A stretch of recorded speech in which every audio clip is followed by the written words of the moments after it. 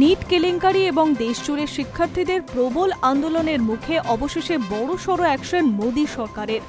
পরীক্ষা ব্যবস্থা স্বচ্ছতা ফেরাতে এবং প্রশ্নপত্র ফাঁস চক্রের কোমর ভাঙতে সোমবার সংসদে পেশ public examination amendment bill 2026। Cockroach Janata পার্টির টানা 36 দিনের আন্দোলন এবং ছাত্র বিক্ষোভের জেরে কেন্দ্রীয় শিক্ষামন্ত্রীর পদ থেকে ইস্তফা দিতে বাধ্য হয়েছেন ধর্মেন্দ্র প্রধান। এবার জালিয়াতি রুখতে আইনের রাশ আরও শক্ত করল কেন্দ্র সরকার। সংশোধনী বিলে কি কড়া শাস্তির বিধান থাকছে? লোকসভায় কেন্দ্রীয় মন্ত্রী জিতেন্দ্র সিং সোমবার বিল পেশ করেন। এই খসড়া বিলে প্রশ্ন ফাঁস এবং পরীক্ষা সংক্রান্ত অনিয়মকে গুরুতর অপরাধ হিসেবে গণ্য করা হয়েছে। এতে প্রধান যে বিষয়গুলি রাখা হয়েছে কঠোর শাস্তি ও জরিমানা, অর্থাৎ প্রশ্নপত্র ফাঁসের ঘটনায় দোষী সাব্যস্ত হলে সর্বোচ্চ 10 বছরের কারাদণ্ড এবং 10 কোটি টাকা পর্যন্ত জরিমানা রাখা হয়েছে।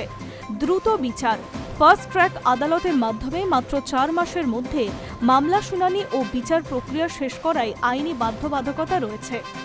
সংগঠিত চক্রের বিরুদ্ধে অ্যাকশন, শুধু ব্যক্তিস্বার্থ নয়, উত্তরপত্রে কারচুপি, ডিজিটাল মিডিয়ায় প্রশ্ন ছড়ানো, কম্পিউটার হ্যাকিং বা কোনো কোচিং সংস্থা ও পরিষেবা প্রদানকারী প্রতিষ্ঠান এতে জড়িত থাকলে তাদের বিরুদ্ধে কড়া ব্যবস্থা নেওয়া হবে। মোদী সরকারের জোড়া স্ট্র্যাটেজি। প্রধানমন্ত্রী নরেন্দ্র মোদী স্পষ্ট বার্তা দিয়েছেন, শিক্ষার্থীদের ভবিষ্যৎ নষ্ট করার চেষ্টা করলে অপরাধীদের ঠাঁই হবে জেলে।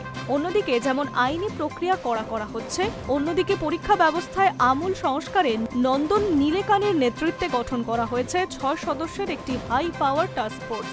এতে ইসরোর প্রাক্তন চেয়ারম্যান এস সোমনাথ, প্রাক্তন আইবি ডিরেক্টর তপন ডেকা এবং আইটি মাদ্রাসার অধিকর্তা ভি কামাকোটির মতো বিশেষজ্ঞরাও রয়েছেন। ইতিমধ্যেই এনটিএর 47 জন আধিকারিককে বরখাস্ত করা হয়েছে এবং কেন্দ্রীয় শিক্ষা সচিবকে পদ থেকে সরানো হয়েছে। কিন্তু এই ইস্যুতে বিরোধী রাজনৈতিক দলগুলির দাবি, কেবল সাজা বাড়িয়ে লাভ হবে না, আগে দুর্নীতির গোড়ায় আঘাত হানতে হবে। আন্দোলনকারী পড়ুয়াদের ওপরে পুলিশের বল প্রয়োগের ঘটনার প্রতিবাদে লোকসভায় সরব হয়েছেন রাহুল গান্ধী এবং তৃণমূল সাংসদ সাগরিকা ঘোষ। সব মিলিয়ে এই বিলকে কেন্দ্র করে সংসদ অধিবেশন বেশ উত্তপ্ত। Hi News network.